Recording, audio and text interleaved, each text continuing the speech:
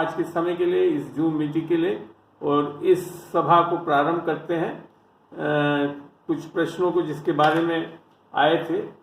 एक प्रश्न ये था कि ओल्ड टेस्टामेंट में परमेश्वर नाराज होता था, दंड देता था, क्या न्यू टेस्टामेंट में भी अभी ऐसा ही है?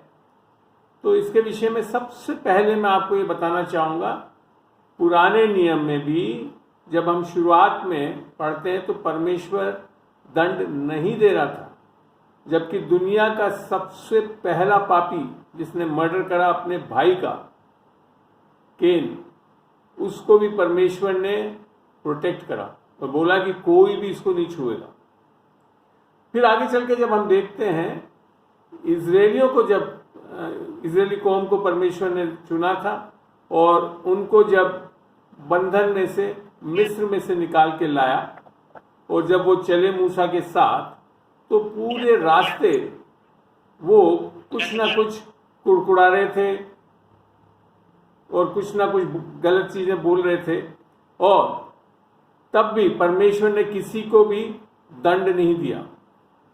ये सबसे बड़ी बात है कि किसी को भी दंड नहीं दिया, बल्कि उन लोगों की यह हालत रखी, इतना जबरदस्त अनुग्रह था उनके ऊपर कि उनके जूते भी नहीं घिसे, उनके कपड़े भी नहीं फटे, और वो कितना भी कुड़कुड़ाए तब भी उनको खाना दिया। जब उन्होंने मांस मांगा तो उन्होंने वो खिलाया, उनको पानी मांगा तो पानी दिया, कड़वा था पानी तो उसको मीठा करके दिया। तो यहाँ देखते हैं कि पुराने नियम में भी वास्तविकता परमेश्वर की, अनुग्रह की परमेश्वर ही है वो। पर जब बात आती है पुराने नियम में, हम देखते हैं और सबसे पहले एक तरह से जो कहर बरसाया परमेश्वर का, निसंदेह गुस्सा था, नूह के समय की बात है, जब सब के सब गलत काम कर रहे थे। परमेश्वर ने खाली नूह को अपने नजरों में सही माना, धर्मी माना, और उसको उसने आज्ञा दी कि उस नाव को बनाए, उस शिप को बनाए, और उसमें वो परिवार 8 जन बचा लिए गए, बाकी सब के सब नाश हो गए। अब यही नहीं, और भी कई उदाहरण है। अगर आप यहाँ पे परमेश्वर की क्रोध के बारे में बताया गया है बहुत बार। योना के टाइम में भी, योना जब गया फिर वापस जब निनवा की तरफ गया, तो वहाँ पे योना 3 में 3 का 9 अगर आप पढ़ोगे तो वहाँ पे भी यही लिख रखा है कि योना जो है, खुदा ने इतना नाराज हुआ कि वो कहा कि इनके ऊपर क्यों ना मैं कहर बरसाऊं। मगर फिर ये लोग सुधर गए, और सुधरने के कारण परमेश्वर ने फिर उनके, जब ये चीज़ आप पढ़ोगे योना 3 का 8 और 9 को जब पढ़ोगे तो वहाँ दिखता है कि, यहाँ पे मैं पढ़ के भी बताता हूँ आपको, यहाँ यूँ लिखा है, बल्कि हर व्यक्ति और हर पशु टाट धारण करेंगे जिससे ये दिखाई दे कि वे दुखी हुए। लोग ऊंचे स्वर में परमेश्वर को पुकारेंगे। हर व्यक्ति को अपना जीवन बदलना होगा और उसे चाहिए कि वे बुरे कर्म अब करना छोड़ दे। तब हो सकता है, ये 9वें आयत में लिखा है, तब हो सकता है कि परमेश्वर की इच्छा बदल जाए और उसने जो योजना रच रखी है वैसी बातें ना करे। हो सकता है परमेश्वर का इच्छा बदल जाए और कुपित ना हो, तब हो सकता है कि हमें दंड ना दिया जाए। तो यहाँ पे स्पष्ट लग रहा है कि परमेश्वर बहुत क्रोध भी दिखा रहा है, और नूह के टाइम में पूरा क्रोध ही था। और ये भी बता दूं, नूह के टाइम में कोई व्यवस्था नहीं थी, तब भी परमेश्वर ने अपना क्रोध बरसाया और लोगों को मार दिया। मगर एक चीज बात छुपी है वहां पे, जो कि नए नियम में आने के बाद हमारे को समझ में आता है कि पुराने नियम में जब ये लोग थे तो यीशु मसीह का क्रूस का कार्य नहीं हुआ था, और इसके कारण ये उद्धार नहीं पा सकते थे, नया जन्म नहीं पा सकते थे। और ऐसी स्थिति में परमेश्वर के पास कोई विकल्प नहीं था, क्योंकि पाप इतना बढ़ता जा रहा था कि उसकी जो एक योजना थी कि एक कुंवारी से यीशु को लाए, उस पे भी असर पड़ सकता था। तो परमेश्वर ने वास्तव में यहाँ पे एक चीज सही इसके लिए करी कि आने वाली योजना को वो पूरा कर सके, ताकि सारे जगत को बचा सके। खाली यही नहीं कि चुने हुए लोग जो इजरायली हैं उनको बचाए, पर सारे जगत को बचा सके। और वो थी यीशु मसीह को लाना, कुंवारी की से जन्म सके वो। तो यहाँ पे एक तरह से ऐसी चीज हो रही है कि जब पाप बहुत था तो एक तरह से जैसे आप देखते हो कि किसी के गैंग्रीन हो जाता है, एक ऐसी स्थिति होती है जब जहर बनने लगता है किसी अंग में, तो वो डॉक्टर जो उसको काट देता है वो सही होता है, ना कि वो डॉक्टर जो उसको इलाज करके और बिगड़ता जाए। तो यहाँ पे मैं मानता हूँ परमेश्वर का ये जो कहर था वो इसके लिए आना पड़ा ताकि इस चीज को रोक सके वो। अब आप जाकर हम देखते हैं फिर पुराने ही नियम में, जब हम यशाया 54 पढ़ते हैं, पढ़ें यशाया का खोलें, यशाया और 54 खोल के 54 का 9 और 10 देखते हैं वहाँ कैसे लिखा है, तब हमको समझ में आएगा बहुत बारे इन चीज़ों के बारे में कि ये क्या कहना चाहता है परमेश्वर का वचन। यूहन्ना 54 में आकर जब हम देखते हैं, यहाँ यूँ लिखा है, 54 का 9 में पढ़ रहा हूँ, सबने खोल लिया। यूँ लिखा है, परमेश्वर कहता है ये ठीक वैसे ही है जैसे नूह के काल में मैंने बाढ़ के द्वारा दुनिया को दंड दिया था। मैंने नूह का वरदान दिया कि फिर से मैं दुनिया पर बाढ़ नहीं लाऊंगा। ये उस टाइम ही परमेश्वर ने बोला भी था, एक वाचा बांधी थी कि मैं अब बाढ़ से इस पृथ्वी को नाश नहीं करूंगा। और फिर आगे लिखता है, उसी तरह तुझको मैं वह वचन देता हूं, अर्थात एक वाचा करता है, मैं तुझसे नाराज नहीं होऊंगा और तुझे ना झिड़कूंगा भी नहीं, अर्थात कोई कठोर वचन नहीं बोलूंगा। ये परमेश्वर खुद वचन दे रहा है लोगों को पुराने नियम में, और ये वास्तव में एक भविष्यवाणी है। और आप जानते हैं कि यशाया 54 जो है, यो यशाया 53 चैप्टर के बाद है, जिसमें पूर्ण रूप से यीशु मसीह के क्रूस के कार्य को पूर्ण रूप से दर्शाया है, जहाँ पे वो लिखा था कि निश्चय वो हमारे पापों को ले लेगा, निश्चय वो हमारी बीमारियों को ले लेगा, उसके कोड़े खाए जाने से हम चंगे। तो ये जो वचन है ये एक तरह से भविष्यवाणी है जो होने वाली थी, जो कि क्रूस के ऊपर यीशु मसीह के कार्य पे निर्भर कर रहा था। और इसके आगे फिर 10वें में लिखता है, वो यहोवा कहता है, चाहे पर्वत लुप्त हो जाए और ये पहाड़ियां रेत में बदल जाएं, किंतु मेरी करुणा तुझे कभी भी नहीं त्यागेगी। मैं तुझसे मेल करूंगा और उस मेल का कभी अंत ना होगा। मेल मिलाप करना चाह रहा है परमेश्वर, और पुराने नियम में ये चीज संभव नहीं हो पाता था। तो यहाँ पे पुराने नियम में ही परमेश्वर ने यशाया में ये चीज कह दिया था कि मैं अब आगे चल के ना तो तुझसे नाराज होऊंगा, ना तुम्हें झिड़कूंगा, अर्थात दंड देना नहीं चाहता है। और ये कैसे हो रहा है पूरा, इसको पढ़ने के लिए, इसको समझने के लिए हमको चलते हैं हम नए नियम में। आइए अब नए नियम में हम देखते हैं दूसरा कुरिन्थियों 5 खोलेंगे हम और 18 से पढ़ेंगे। दूसरा कुरिन्थियों 5 और उसका 18 से पढ़ते हैं। यहाँ देखते हैं कि क्या हो रहा है यहाँ पे आप जब हम पढ़ते हैं तो यहाँ यीशु मसीह के आगे चल के वो क्रूस के कार्य के बारे में दर्शाता है ये सब। यहाँ 18 में लिख रखा है, बल्कि 17 से मैं पढ़ रहा हूँ इसको। इसलिए यदि कोई मसीह में है तो वो एक नई सृष्टि है, पुरानी बातें जाती रही, सब बातें नई हो गई। देखिए, पुरानी बातें जाती रही, सब बातें नई हो गई। कौन? ये खाली यदि कोई, दैट मीन्स हर कोई नहीं है, जो है यीशु मसीह उसके लिए है। वो नया जन्म पा रहा है, एक नया आत्मा पा रहा है, इसे बोलते हैं एक हम आत्मिक बनने की बात। और यहाँ लिख रखा फिर 18 में, और फिर ये सब बातें उस परमेश्वर की ओर से होती है। जो भी अंदर आत्मिक बदलाव आ रहा है वो हम नहीं कर सकते, परमेश्वर स्वयं को करना पड़ेगा। ये चीज 1 थिस्सलुनीका 5:23 में भी लिख रखा है, शांति का परमेश्वर आप ही तुम्हें पूरी रीति से आत्मा, प्राण और शरीर में निर्दोष रखे यीशु मसीह के आने तक। और 24वीं आयत में लिखा है, तुम्हारा बुलाने वाला सच्चा है और वो ऐसा ही करेगा। तो यहाँ पे जब हम 18 में पढ़ते तो यूँ लिखा है, और फिर ये सब बातें हम परमेश्वर की ओर से हुआ करती है, जिसने हमें मसीह के द्वारा अपने में मेल मिलाप कर लिया और लोगों को परमेश्वर से मिलाप का काम हमें सौंप दिया। तो दो चीज होनी है। पुराने नियम में आप जब देखते हैं तो परमेश्वर पवित्र है, आदम के कारण पाप जगत में आ गया और सब पापी ठहरा दिए गए। पाप के साथ पवित्रता नहीं जुड़ सकती थी, इसके लिए परमेश्वर वहां पे अनुग्रहकारी तो था, परंतु लोगों के साथ मेल मिलाप नहीं कर सकता था, उनके अंदर आकर वास नहीं कर सकता था, क्योंकि सब के सब पापी हैं, जैसा नए नियम में आकर रोमियो 3:23 में बताया भी कि हम सब ने पाप किया और परमेश्वर की महिमा से रहित हो गए हैं।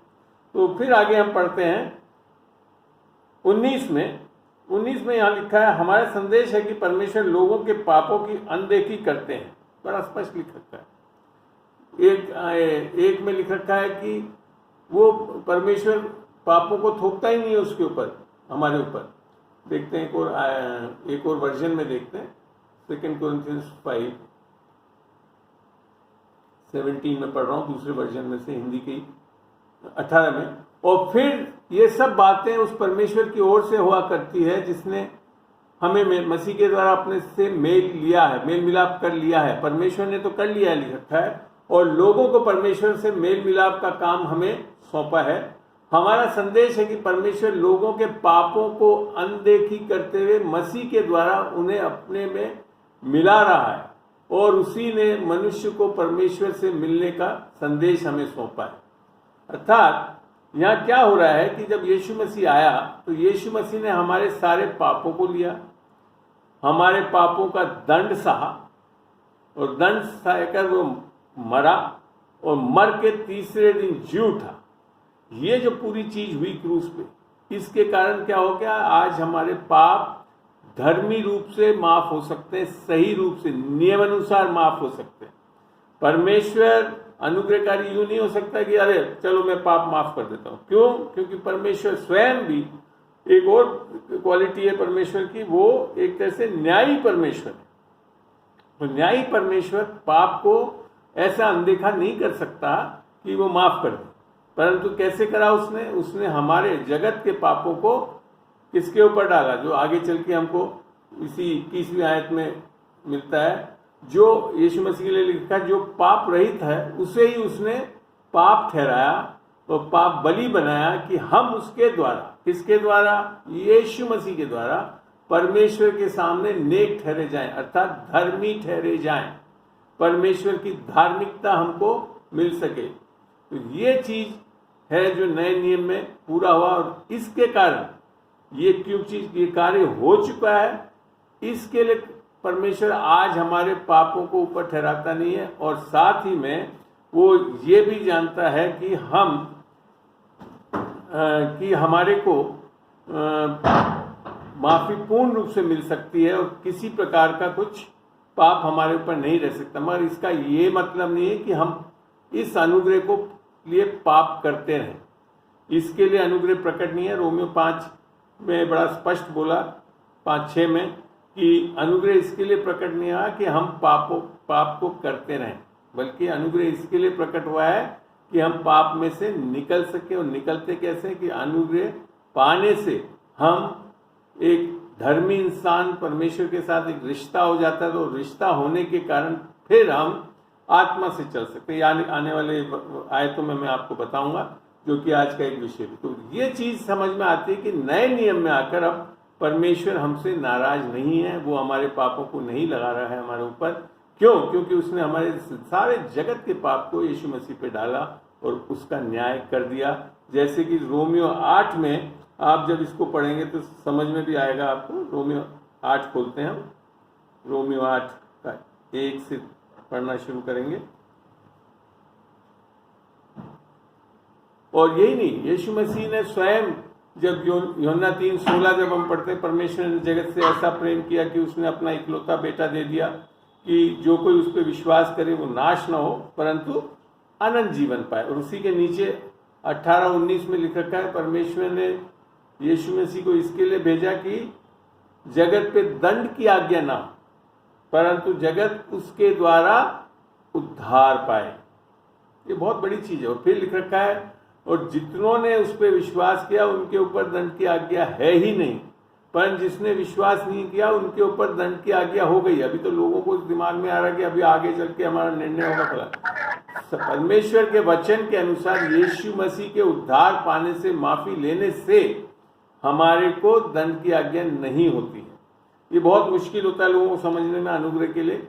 सीधा सा जो एक उनको डर लगता है कि अच्छा फिर अनुग्रह बताएं तो लोग पाप करते रहे। मैं आपको आगे चल के बताऊंगा अनुग्रह ऐसा नहीं है कि हमको पापों में धंसा कर रखता है। अनुग्रह ही एक ऐसी, बल्कि अनुग्रह एक सोच या समझ नहीं है, अनुग्रह एक व्यक्ति है, वो है यीशु मसीह, जिसके बारे में हम आगे पढ़ेंगे। जब इब्रानियों 10:29 में पढ़ते हैं तो वहाँ लिख रखा है अनुग्रह की आत्मा को शोकित न करें। तो वहाँ पे क्या है, अनुग्रह की आत्मा अर्थात एक पर्सन है, is a spiritual person who is Jesus Christ. यूहन्ना में लिख रखा है सुसमाचार 1 में कि व्यवस्था तो मूसा के द्वारा दी गई, दैट मीन्स द 10 टैबलेट्स जो लाकर मूसा ने दिया हमको व्यवस्था को, परंतु अनुग्रह और सच्चाई यीशु के साथ आई, अर्थात एज अ पर्सन अनुग्रह और सच्चाई आई। तो ये चीज जानना सब बहुत जरूरी है कि अनुग्रह जो है वो स्वयं यीशु मसीह की आत्मा है, और वो आत्मा जब हम अपने अंदर पाते हैं, जब हम गलेशियंस गलतियों 4 से 7 पढ़ते तो वहाँ बड़ा स्पष्ट लिख रखा है, आखिरी में खत्म करता है कि हम जो पुत्र हैं तो हमारे को परमेश्वर ने अपने पुत्र की आत्मा हमारे हृदय में भेजी है, जिसे उद्धार बोलते हैं। उद्धार कोई एक सोच या समझ नहीं है, वास्तव में एक आत्मिक जन्म है, अर्थात यीशु की आत्मा को हमारे अंदर पाना, जैसा कि रोमियो 8:9 में भी लिख रखा है। पौलुस ने बोला अगर किसी में यीशु की आत्मा नहीं तो वो उसका जन नहीं है। तो यहाँ पे ये चीज़ें बड़ी क्लियर होती हैं कि हमारे को जब तक मेल मिलाप नहीं होगा हमारी आत्मा में परमेश्वर की आत्मा के साथ, जब तक परमेश्वर की आत्मा हमारे अंदर आकर वास नहीं करेगी, तब तक हमको समझ में ही नहीं आएगा कि ये परमेश्वर कैसा है। ओल्ड टेस्टामेंट में तो हम सोचेंगे पनिशिंग है, न्यू टेस्टामेंट में अभी आकर हम ये सोचते हैं कि अभी भी नाराज हो जाता है, ऐसा नहीं है, ठीक है ना। तो इसी के कारण जब आज बातें चलती हैं कि एक बहुत बड़ी जो अपने पैंडमिक का एक प्रॉब्लम शुरू चल रहा है, इसको भी लोग बात सोचते हैं परमेश्वर का कहर है, और इसकी भी कन्फ्यूजन इसके लिए है कि जब हम लूका और मरकुस में अंत के दिनों में लिख रखा है कि भूकंप आएंगे, पेस्टिलेंस आएगा और सब आएगा, तो वहाँ पे भी जब आप पढ़ोगे तो वो परमेश्वर का पूर्ण कहर नहीं है। पूर्ण कहर जो बहुत गुस्सा जो आएगा वो कब आएगा, जब इस धरती से कलीसिया जो उद्धार पाए हुए लोग हैं, जो रैप्चर है हो जाएगा, उसके बाद आएगा वो ट्रिबुलेशन या पनिशमेंट पीरियड, उसके पहले नहीं आ रहा है। तो इसी के लिए वहाँ पे भी जब हम ये पढ़ते हैं मत्ती में और लूका में, तो वहाँ लिख रखा है जब ये सब होए तब भी अंत नहीं आएगा, परंतु आनंदित हो, you are to going to be redeemed, आपको छुड़ाया जा रहा है। तो ये चीज है वो बहुत जरूरी चीज, और इसके लिए ये जो पैंडेमिक है ये आपका परमेश्वर का कहर नहीं है, ये अंत के दिनों का समय जरूर आ रहा है निकट, और जब कलीसिया उठा ली जाएगी, मगर वास्तव कहर जो है वो फिर रेवलेशन में पढ़ते हैं तब समझ में आता है कि उस टाइम तो लहू बहेगा, घोड़ों के गर्दन तक, छाती तक दुनिया में है, लहू बहेगा, ऐसी बुरी हालत हो जाएगी कि लोग मरने के लिए भी चाहते हुए भी मर नहीं पाएंगे, और ऐसी बुरी तरह से सारी चीज़ें हैं जो कि रेवलेशन 8, 9, 10 में जब आप पढ़ते हैं तो वहाँ पे पूरी चीज़ें हैं। तो वो कलीसिया के लिए नहीं है, वो ऐसे उन लोगों के लिए है जिन्होंने उद्धार नहीं पाया और रह रहे हैं उस टाइम में, और उस टाइम में कुछ लोग जो यहूदी लोग हैं उस टाइम में भी बचाए जाएंगे। ये सारी चीज़ें ही मैं आज एक दिन में आपको ये सब बता नहीं पाऊंगा, पर वास्तविकता यही है कि आज परमेश्वर हमसे नाराज नहीं है, परमेश्वर हमें को बचाना चाहता है। और बीमारियों के लिए भी हम जब बोलते हैं कि अगर वो ला रहा है, तो फिर यशाया 53:5 में लिख रखा है निश्चय ही उसने हमारे सारे रोगों को ले लिया। अगर जब उसने निश्चय ले लिया तो फिर वो क्यों देगा हमको। और अगर आप तर्क में जाएं तो हम जब पढ़ते हैं ना प्रभु की जो प्रार्थना बोल देते हैं हम लोग, आवर फादर व्हाट जो बोलते हैं, उसमें लिख रखा है, हम वहाँ पे वो सिखा रहा है हमको कि हम बुराई में ना पड़ें। तो जब वो सिखा रहा है और कहलवा रहा है कि हम बुराई में ना पड़ें, और पैंडेमिक कोई अच्छा चीज़ तो है नहीं, बुरी चीज़ है, तो फिर वो कैसे हो सकता है कि जो सिखा रहा है कि हम ना पढ़ें और बचे रहें वो डालेगा हमारे। मेरे को समझ में नहीं आता तर्क क्या है ऐसी, जब बाइबल में लिख रखा है परमेश्वर यीशु मसीह ने खुद ने सिखाते हुए बताया, और हमारे लोग अभी भी बोलते रहते कि नहीं वो डाल रहा है, नहीं डाल रहा है, उसको डालने की जरूरत ही नहीं है। आज हम बड़े आसानी से, और जो लोग बात सोचते हैं ना मन फिराते कैसे हैं, मन फिराने का कारण परमेश्वर का क्रोध कभी नहीं हो सकता।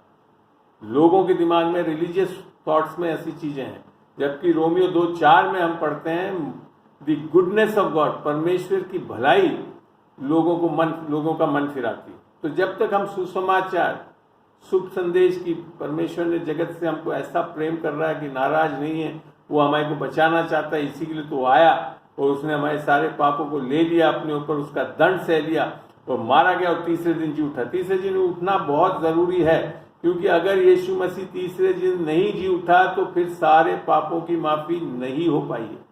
आप जानते हैं कि जजमेंट कब पूरा होता है? जब पाप पूरी तरह से डील हो गया। तो रोमियो 8 में जो मैं बताया था, इसी के लिए तो यीशु मसीह आया। और यहां लिख रखा है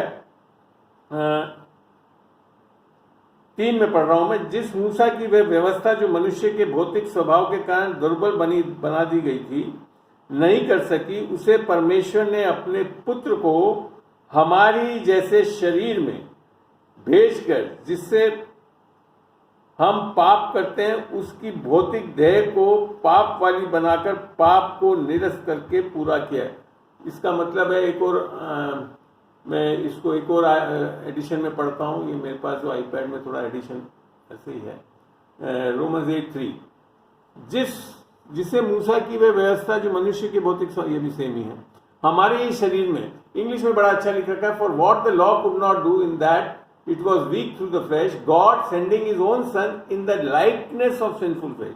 He was not in sinful flesh like we are, parantu likeness of sinful flesh, and for sin condemned sin in the flesh. पाप का जजमेंट किया परमेश्वर किस में? यीशु मसीह की शरीर पे। इसके लिए 5:21 में लिख रखा था, he who knew no sin, जो पाप से अज्ञात था उसके ऊपर पाप ठहराया, ताकि हम उसमें होकर परमेश्वर की धार्मिकता पा सके। तो यहाँ आप समझ में आ रहा है आपको कि ये सुसमाचार कितना है कि नए नियम में आकर आज परमेश्वर हमसे नाराज नहीं है।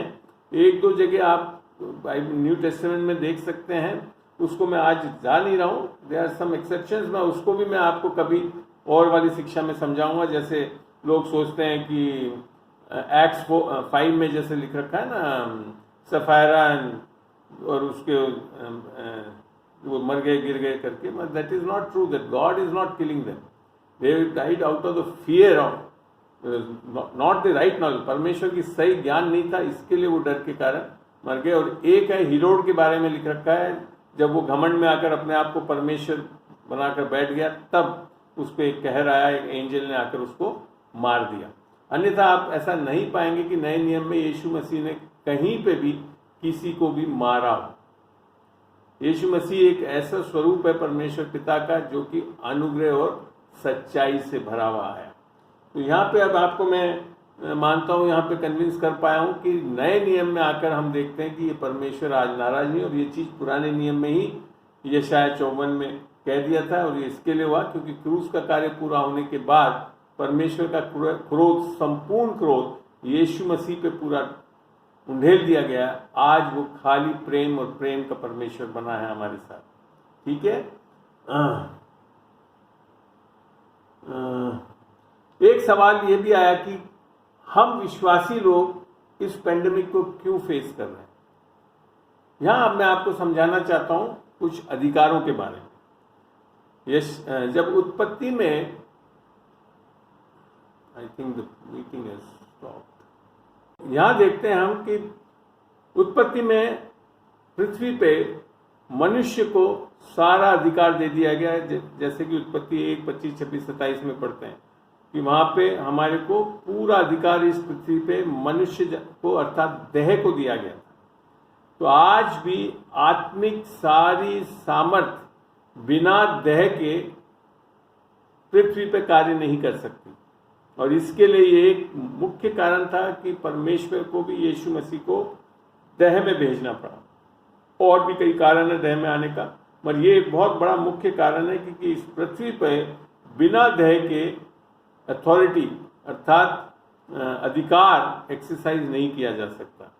पुराने नियम में जब पाप में गिरा आदम, तो उससे वो अधिकार छीन लिया गया और इस संसार का ईश्वर कौन बन गया?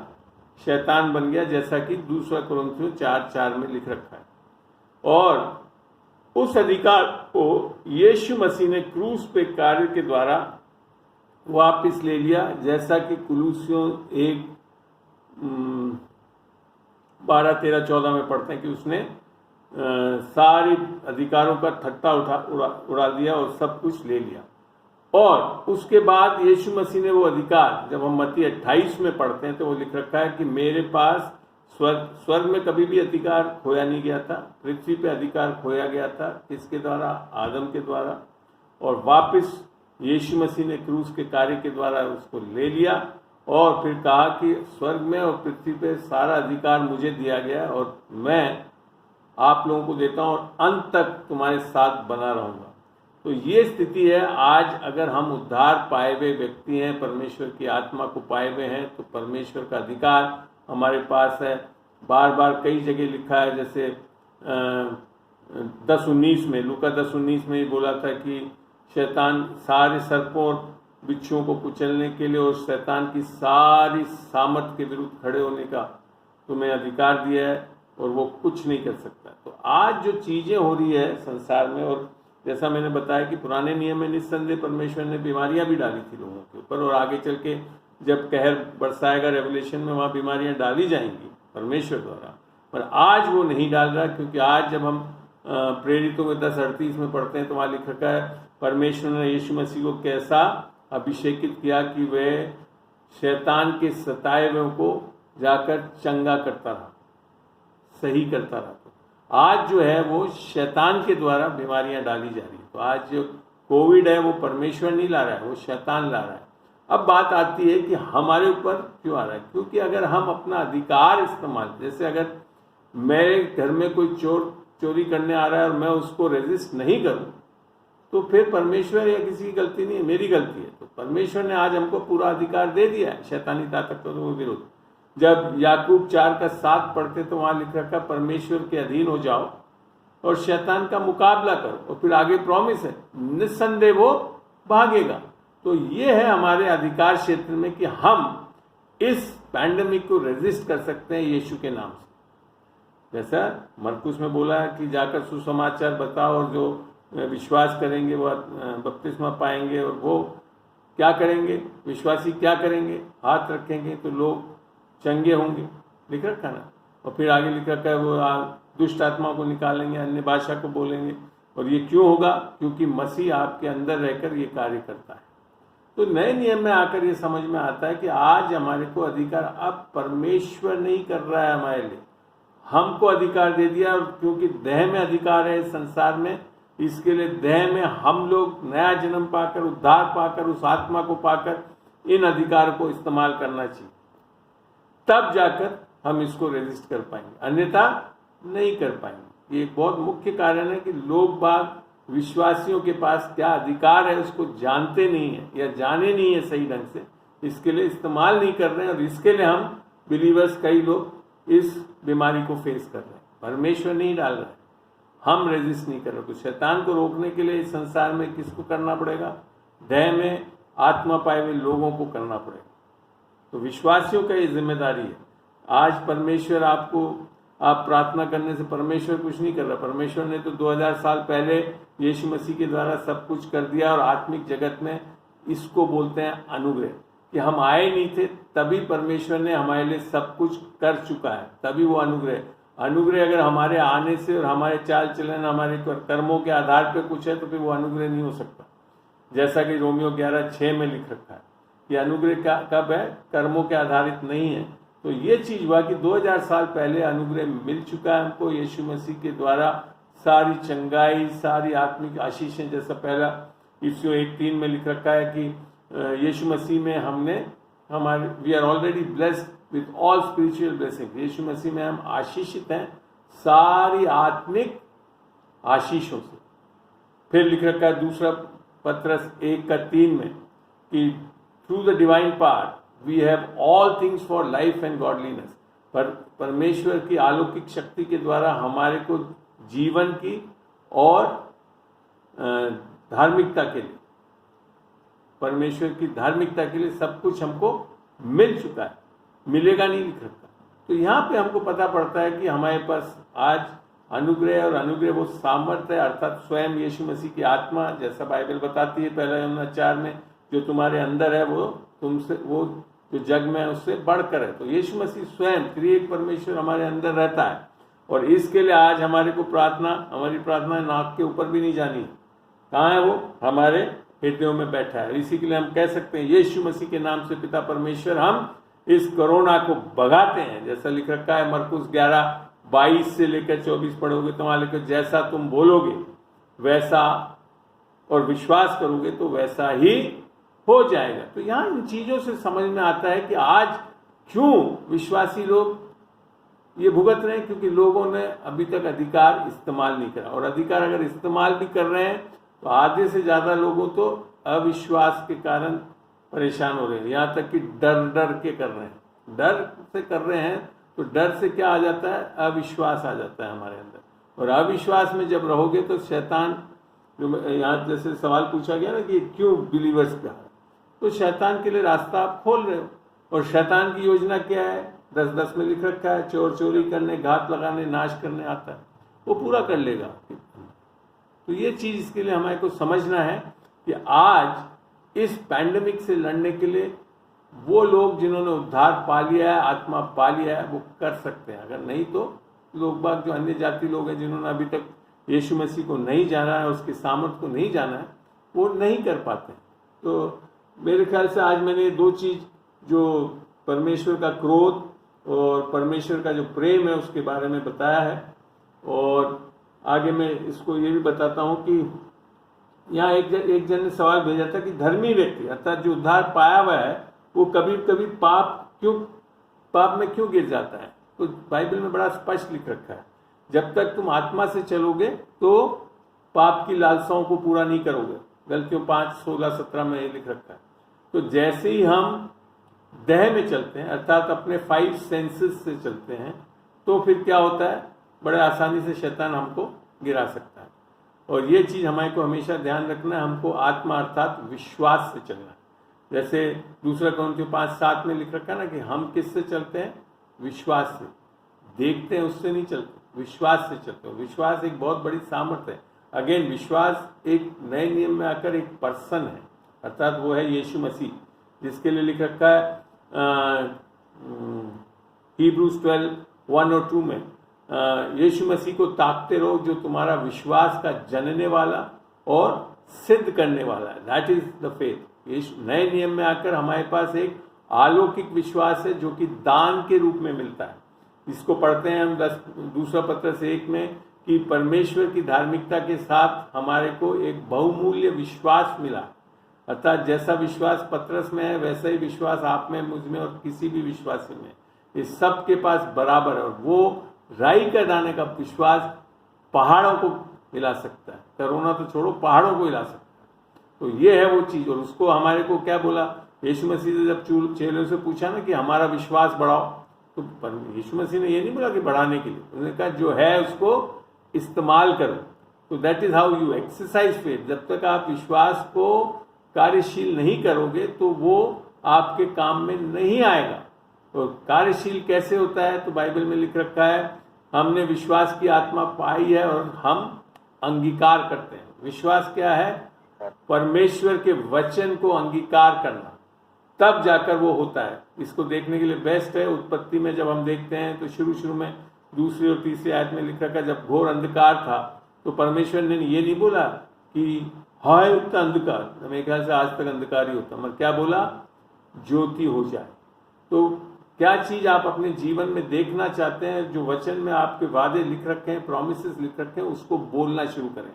निस्संदेह फैक्ट बता सकते हैं कि हाँ कोविड हुआ, फलाना हुआ, मगर फिर लिखिए, बोलिए मुंह से, यीशु मसीह के कोड़े खाए जाने से हम चंगे हो गए। होंगे भी नहीं लिख रखा है। 2 पत्रस 1:23-24 में यही लिख रखे, हो गए। तो इन चीजों को जब हम बोलने लगेंगे, अंगीकार करेंगे, तब विश्वास कार्यशील होगा। तो ये चीजों को, फैक्ट्स को समझते नहीं है हम लोग, इसके लिए हम परेशान हो रहे हैं। तो यहाँ पे जब बात आ रही कि धर्मी व्यक्ति कभी कभी पाप में क्यों गिर जाता है, क्योंकि हमने अधिकार को इस्तेमाल नहीं करा, अविश्वास में चले, आत्मा में नहीं चले, तो फिर शैतान हमारे जीवनों में वो अपना काम पूरा कर जाता है। और उसके आगे ये भी पूछा है कि नहीं चाहते हुए भी शैतान उस समय वचन क्यों चुरा लेता। तो वही है, आपने जैसे आप डरे, अविश्वास आया, तो आपने शैतान के लिए रास्ता खोल दिया आपके जीवन, अर्थात पूरा अधिकार उसके हाथ में पकड़ा दिया। पर खुशखबरी ये है कि हम कभी कभी जब अधिकार पकड़ा भी देते हैं तब भी एक व्यक्ति है जो यीशु मसीह, जो मनुष्य का पुत्र है, एक तो परमेश्वर का पुत्र है यीशु मसीह, जो कि उसकी अलौकिक स्थिति है, और परमेश्वर का पुत्र जैसे आपके और हमारे तरह, मगर वो कभी भी अपना अधिकार यीशु शैतान को नहीं देगा। और जब हम यीशु मसीह में वापस विश्वास से आ जाते हैं, विश्वास करते हैं, तो वो एक तरह से अधिकार हमारे अंदर बना ही रहता है, उसको इस्तेमाल कर सकते हैं। तो मेरे ख्याल से आपको इस चीज़ का भी उत्तर मिला कि कैसे लोग पाप में गिरते हैं, क्योंकि जैसे ही हम देह में चलेंगे तो देह में बड़े आसानी से शैतान कार्य करता है। और शुरुआत में भी जब हव्वा को लाया, वो क्या लाया? देह में लेकर आया उसको, और जब उसको फिर शक हुआ और फिर वो चीज़ें पाप में गिर गई। तो मेरे ख्याल से यहाँ पे मैं जो चीज़ें बताया था वो हुआ। एक आधा सवाल जो वन लाइनर आंसर है वो मैं बताना चाहता हूँ। किसी ने शायद पूछा है कि बाइबल में ऐसी कोई औरत है जो स्वर्ग पहुंची है, तो उसके लिए आपको मैं बताऊं, अगर पढ़ना चाहें। उन्होंने पूछा कि उसको बाकायदा आयतों से बताएं कि वो कहाँ है। तो इब्रानियों को खोलिए आप, इब्रानियों 11 का 11 खोलेंगे आप जी, और यहाँ पढ़ते हैं इब्रानियों 11, और आगे भी पढ़ेंगे आयतों को। तो इब्रानियों का 11 क्या कहता है? खोला किसी ने? Hebrews 11 जी, यहाँ यूं लिखा है, विश्वास के कारण ही इब्राहिम जो बूढ़ा हो चुका था और सारा जो स्वयं वांझ थी, जिसने वचन दिया था, उसे विश्वसनीय समझकर गर्भवती हुई और इब्राहिम को पिता बना दिया। तो यहाँ सारा के बारे में लिखा, और ये आप जानते हैं ये एक ऐसी चैप्टर है जिसमें सारे पुराने नियम के बहुत सामर्थ्य विश्वासियों के बारे में लिखा है। तो उसके आगे जब हम पढ़ते हैं 13 में, तो वहाँ क्या लिखा है? विश्वास को अपने मन में लिए हुए ये लोग मर गए। कौन? ये सब जो ऊपर बताए हुए हैं, काफ़ी लोगों के बारे में लिखा है। मर गए जिन वस्तुओं की प्रतिज्ञा दी गई थी, उन्होंने ये वे वस्तुएं नहीं पाई, उन्होंने बस उन्हें दूर से ही देखा और उनका स्वागत किया, तथा उन्होंने ये मान लिया कि वे इस धरती पर नहीं, परदेशी और अनजाने। अर्थात कहाँ के हम लोग? हम इस खाली धरती के लिए नहीं है, हम कहाँ जाने वाले हैं? परमेश्वर के साथ स्वर्ग में रहने वाले हैं। तो वो चीज़ के लिए बड़ा स्पष्ट बता रहा है कि ये लोग कहाँ जा रहे हैं? स्वर्ग जा रहे हैं। और उसके बाद 13 और 14 में भी यही चीज़ समझाया उसने। 14 में लिखा, वे लोग जो ऐसी बातें कहते हैं वे ये दिखाते हैं कि वे एक ऐसे देश की खोज में हैं जो उनका अपना है, पराया नहीं, अपना है। तो सहरा भी एक ऐसी औरत है जिसके लिए लिख रखा है कि वो कहाँ जा रही है? स्वर्ग में जा रही है। और आप इब्रानी 11 पढ़ते हैं तो वहाँ यही सारी चीज़ें हैं कि इन लोगों ने सब, फिर खाली सहरा ही नहीं, आगे लिख रखा है। एक और आयत देखते हैं हम, 35 आयत देखते हैं, वहाँ नाम नहीं दे रखे हैं मगर बड़ा स्पष्ट बोला है 35 आयत में। क्या? 35 स्त्रियों ने अपने मरे हुओं को फिर से जीवित पाया, बहुतों को सताया गया किंतु उन्होंने छुटकारा पाने में मना कर दिया, ताकि उन्हें एक और अच्छे जीवन में पुनरुत्थान मिल सके। कहाँ? स्वर्ग जा सके, पुनरुत्थान मिल सके। औरतों के बारे में लिख रखा है, यहाँ नाम नहीं लिख रखे। कई औरतें हैं जो स्वर्ग जा चुकी हैं एक तरह से, ठीक है ना। तो मैं यहाँ पे एक और बताना चाहूँगा, फिलिपियों 4:23 को खोलें। फिलिपियों 4:23, अमोल, फिलिपियों 4:23 नहीं सब, फिलिपियों 4:2 और 3 पढ़ेंगे।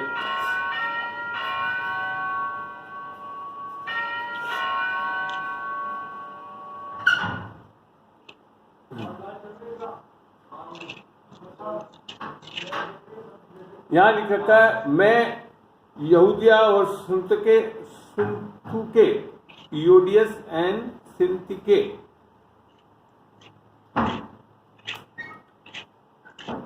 दोनों को प्रोत्साहित करता हूं कि तुम प्रभु में एक जैसे विचार बनाए रखो।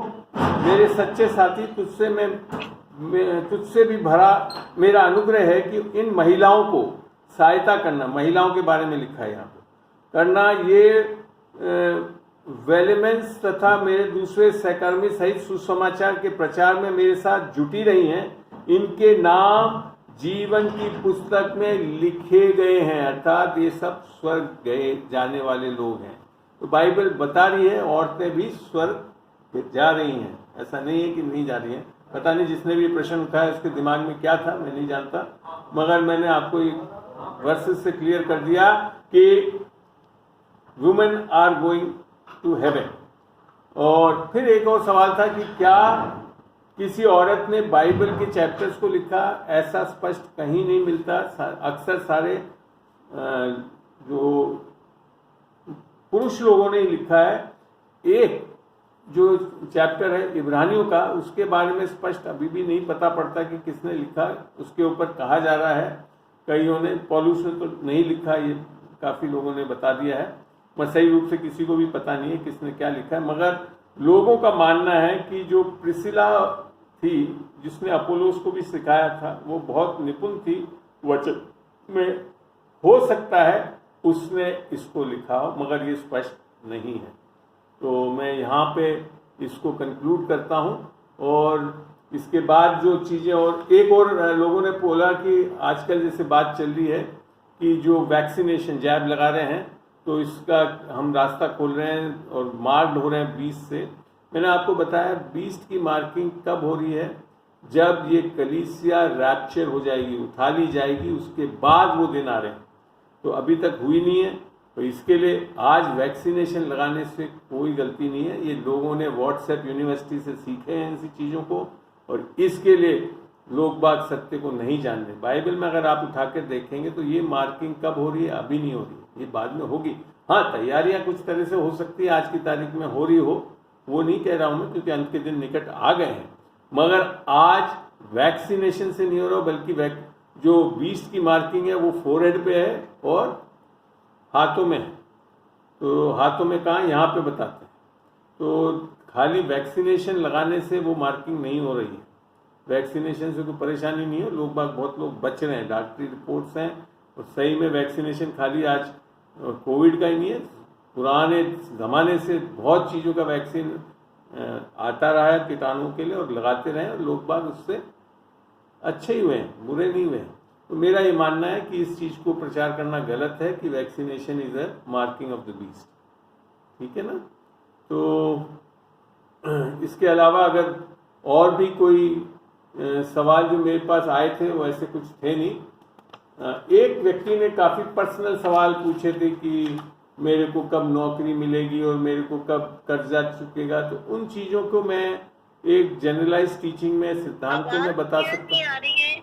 हेलो, कुछ एक जन ने ऐसी बातें पूछी थी व्यक्तिगत, जैसे किसी को मैंने नौकरी नहीं मिल रही है, कर्जा नहीं हट रहा है, और ये कब हटेगा। वो नॉर्मली मैं इस टीचिंग प्रीचिंग क्लासेस में करता नहीं हूँ, और मैं आपको सिद्धांत बताता हूँ। सिद्धांत ये है कि जब हम परमेश्वर से नया जन्म पाते हैं तो पुराने नियम में लिखा था। क्लियर नहीं आ रही है, आवाज हेलो नहीं आ रही है, हेलो, आवाज नहीं आ रही है। अरे भाई, मैं तो सही बोल रहा हूँ, या तो फिर ये टाइम ओवर हो गया इसके कारण नहीं आ रही है उसमें से। हेलो, आई हम लोग नहीं आ रही है, आ रही है, हमारे को तो आ रही है। हाँ, तो बिना आप अपना माइक वाइक देखिए उधर पे कोई प्रॉब्लम हो रही है। ठीक है, ठीक है, ठीक है। हमारे तो को आ रही है। हाँ, तो चलिए फिर आगे बढ़ता हूँ मैं इसमें। तो ये जो चीज़ें हैं ये इंडिविजुअली नहीं, परमेश्वर जो है हमारे को कोई नोट छाप के देगा नहीं किसी तरह से, अर्थात वो तो फिर एक तरह से आरबीआई की मशीन के गलत तरीके से यूज करने वाली बात होगी। वो क्या करता है, हमारे को सामर्थ्य देता है धन कमाने के लिए, जैसा डिट्रोनॉमी में लिख रखा, मोस्ट ऑफ व्यवस्था विवरण 8:18 में है। ये परमेश्वर हमारे को सामर्थ्य देता है धन कमाने के लिए। हमारे को बाइबल में बार बार याकूब में लिख रखा, अगर कोई किसी को घटी हो तो वो परमेश्वर से मांगे। क्या मांगे? कि बुद्धि मांगे। तो आज हमारे को प्रॉब्लम्स इंडिविजुअली ऐसे नहीं करता, वो हमारे को परमेश्वर की बुद्धि देता है। वो बुद्धि एक अलौकिक बुद्धि है, जिसने इस संसार की सृष्टि करी, उसकी बुद्धि आपके अंदर दे रहा है, और वो भी असीमित दे रहा है वो, ताकि मांगोगे तो उससे बढ़कर दे रहा है, ताकि उसको इस्तेमाल करके हम इन परिस्थितियों में से, हमारी दिक्कतों में से निकल सकते हैं। तो जब तक हम आत्मा पाए बिना और आत्मा से नहीं चलेंगे तो ये अपने आप परमेश्वर कुछ नहीं करेगा, क्योंकि अधिकार मैंने जैसे बताया आपको दे दिया है। ये सारी चीज़ें आपको उपलब्ध हैं यीशु मसीह के द्वारा। उसने बड़ा स्पष्ट बोला, जब उसने अपने निज पुत्र को दे दिया तो क्यों ना करके तुम्हारे को सारी चीज़ें मुफ्त में देगा। सारी चीज़ें मुफ्त में कैसे देता है? हमको धार्मिकता देता है, हमको बुद्धि देता है, जैसा पहला कुरिन्थियों 1:30 में लिख रखा है कि परमेश्वर ने यीशु मसीह को हमारे लिए बुद्धि, ज्ञान, धार्मिकता, छुटकारा बनाया। तो छुटकारा सब चीज़ कैसे मिल रही है? तो यीशु मसीह, तो यीशु मसीह की आत्मा को उद्धार पाकर उसके अधिकार को इस्तेमाल करने से हम इन चीज़ों में से निकलते हैं। परमेश्वर आज सब कुछ कर चुका है, ये अनुग्रह से है और विश्वास से हम उसे लेते हैं। जैसा कि इफिसियों 2:8 में लिखा था कि अनुग्रह से ही और विश्वास के द्वारा तुम्हारा उद्धार हुआ। आज नए नियम में आकर सब कुछ परमेश्वर से अनुग्रह और विश्वास से मिलता है और कोई तरीका नहीं है जिससे मिल सकता है। और अनुग्रह यह है कि आज हम कोई बहुत अच्छा काम कर लें या कर्मों के आधार पर नहीं मिलता, वो फिर अनुग्रह हो ही नहीं सकता, वो तो फिर मजदूरी हो गई। और फिर लिख रखा विश्वास ये भी नहीं है कि हम बहुत अच्छी प्रार्थना कर लें, फास्टिंग कर लें, मार मरोड़ दें, फलाना कर दें, परमेश्वर का हाथ और ले लें। ऐसा नहीं है। विश्वास ये है कि हम जानते हैं कि क्योंकि परमेश्वर ने सब कुछ कर लिया तो हम धन्यवाद के साथ उसको ग्रहण कर सकते हैं, अंगीकार करके। वो है विश्वास। तो हम जब वचनों को अंगीकार करते हैं, बोलते हैं प्रभु तेरा धन्यवाद। जब बीमारी आती है तो बोलते हैं प्रभु तेरा धन्यवाद कि तूने मेरे लिए क्रूस पे उस बीमारी को ले चुका है। आज मैं चंगा हो चुका हूं तेरे कोड़े खाने से। इसके लिए वो चंगाई को विश्वास से अभी ग्रहण करता हूं और यीशु मसीह के नाम से इस सारी ताकत जो शैतानी है जिसके द्वारा ये बीमारी आ रही है उसको कुचलता हूं, नाश करता हूं। कुछ मेरा बिगाड़ नहीं सकती और मैं उससे आज़ाद होता हूं यीशु के नाम से। तो ये बोलने की बात। तो ये है वो तरीका जो नए नियम में आकर परमेश्वर ने हमको दिया। पुराने नियम में ऐसा नहीं था।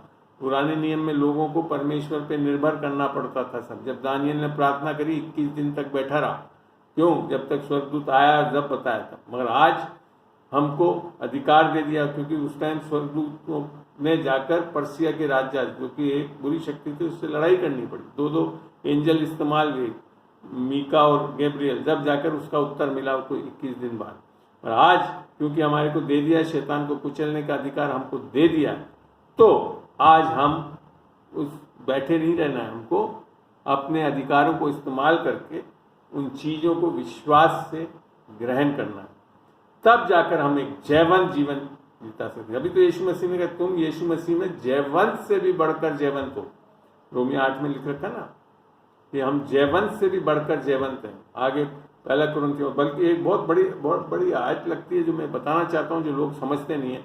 लोग बात सोचते हैं अनुग्रह आने से हम लोग बिल्कुल कमज़ोर हो जाएंगे, मेहनत नहीं करेंगे। ऐसा बिल्कुल गलत है ये चीज़। आप जब इसको देखेंगे, पहला कुरिन्थियों 15:10 खोलते हैं। पहला कुरिन्थियों 15:10 आयत, वहाँ क्या लिखा हुआ है? आप अगर खोलें तो अच्छा लगेगा, खुद भी पढ़ेंगे तो। 15:10, पहला कुरिन्थियों 15:10, वहाँ लिखा किंतु परमेश्वर के अनुग्रह से मैं वैसा बना हूँ जैसा आज हूँ। ये पौलुस लिख रहा है। मुझ पर उसका अनुग्रह बेकार नहीं गया, मैंने तो उन सब से बढ़ चढ़कर परिश्रम किया। कहाँ लिख रखा कि हम आलस हो जाएंगे? परिश्रम किया।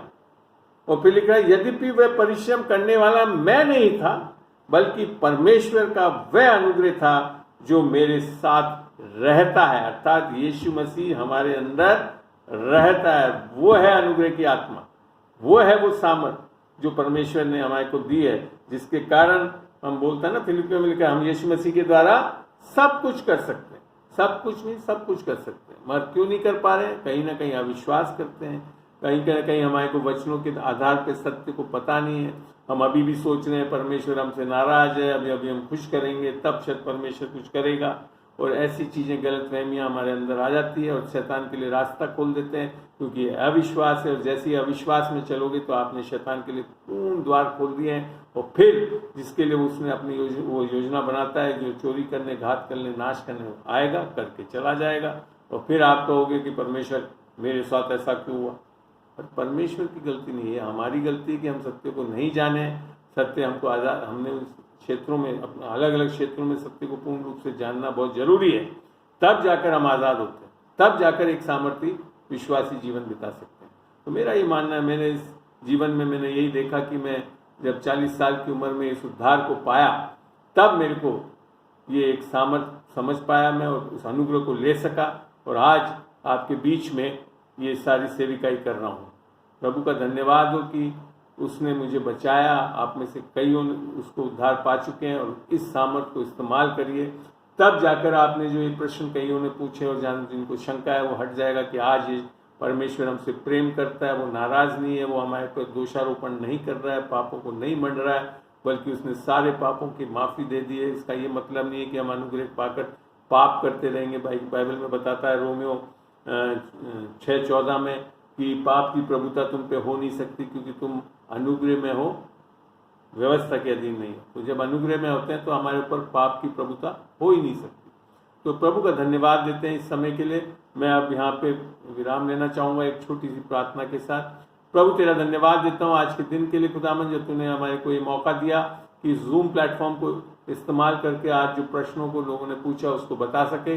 एंड हम धन्यवाद देते हैं कि आने वाले दिनों में तू और हमारे को मौके देगा और लोगों के द्वारा ऐसे प्रश्नों को हमारे सामने लाएगा जिससे हम वचनों के आधार पे इन चीज़ों का उत्तर दे सकें।